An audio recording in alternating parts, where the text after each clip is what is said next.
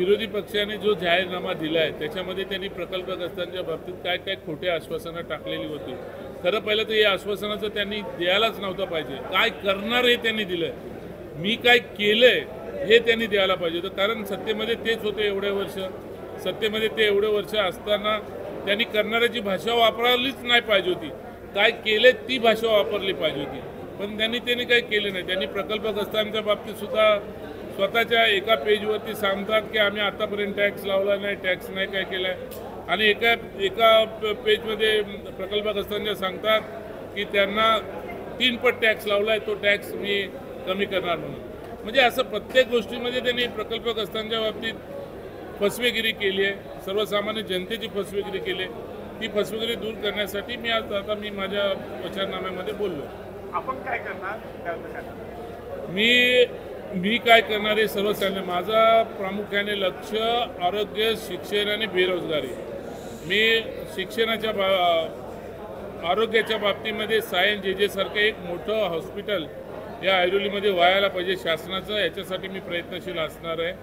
आणि बेरोजगारीसाठी या ठिकाणी विजय चौगुलेचं स्वतःचं एम्प्लॉयमेंट एक्सचेंज असेल, आणि या ठिकाणी प्रत्येक कंपनी MIDCतल्या छोट्या कंपनी ते मोठ्या IT डेटा सेंटर वगैरे जे असतील त्यांच्यासाठी त्यांना कंपनीवाल्यांना भेटून जास्तीत जास्त लोकांना एम्प्लॉयमेंट माझ्याकडे असेल, माझ्या एक्सचेंज असेल, त्याच्यामधून त्यांना रोजगार उपलब्ध करून देण्यासाठी माझा प्रयत्न असणार आहे। दुसरा, कोस्टल रोड हा वाशीच्या ब्रिजला पकडून तो कोस्टल रोड घनसोलीच्या पाम बीच रोडला टच करून जो आतला ट्रॅफिक आहे त्या आतल्या ट्रॅफिकला बाहेर डायव्हर्ट करून आणण्याचा माझा प्रयत्न असणार। आणि मेट्रोसाठी सुद्धा मी प्रयत्न करणार आहे, ज्या बाजूला MIDC रोडमधनं मेट्रो घेता आली, कारण मोठ्यात मोठी जागा MIDCमध्ये अवेलेबल आहे, ठाणे बिलापूर रोडला अवेलेबल आहे, त्या ठिकाणी मेट्रो कशी इथं विटाळ्यापर्यंत आणता येईल ते माझा स्वतःचा प्रयत्न असतो। हे प्रकल्पग्रस्तांसाठी बघा, मी प्रकल्पग्रस्तांसाठी महत्त्वाचं म्हणजे प्रकल्पग्रस्तांसाठी आज ज्या मोठ्या जमिनी कंपन्यांनी घेतल्या या ठिकाणी आमदारांनी त्यांच्यासाठी 10% कोटा रिझर्व ठेवायला पाहिजे तर शासनाच्या वतीने मागून घेऊ।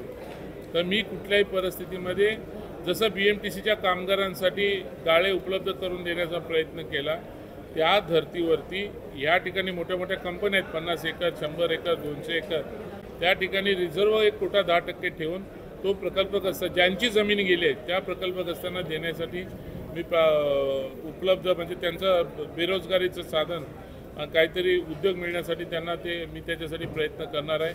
आणि ज्या MIDCच्या ज्या प्रकल्पग्रस्तांचे प्रकल्प जमिनी त्या लोकांनी अडवून ठेवलेले आहेत, अलॉट झालेले जमीन, ते त्यांना परत देण्याचा माझा प्रयत्न असणार आहे। आणि सर्वात महत्त्वाचा ते 4.5% परतावा, जो 4.5% परतावा आमदारांनी टाकला आहे, पण तो त्यांनी कुठून देणार आहे ते मला समजत नाही। म्हणून जो 300 एकर जमीन आडवली भुतवली येते तिथं आहे, सिडकोला सांगून किंवा MIDCला सिडकोला सांगून 100 एकर जागा ॲक्वायर करून त्या ठिकाणी ज्या प्रकल्पग्रस्तांना 4.5% परतावा तो देण्याचा प्रयत्न करणार। अन्यथा ज्यांचे 12.5%चे प्लॉट अलाउड केलेले नाहीत, आज वेटिंगला आहेत, ती जागा 100 एकर जागा ॲक्वायर करून ती त्या ठिकाणी त्या लोकांना जागा तिथं MIDCमध्ये प्रकल्पग्रस्तांना ती जागा अवेलेबल करून देण्यासाठी विजय चौगुले प्रयत्नशील असणार।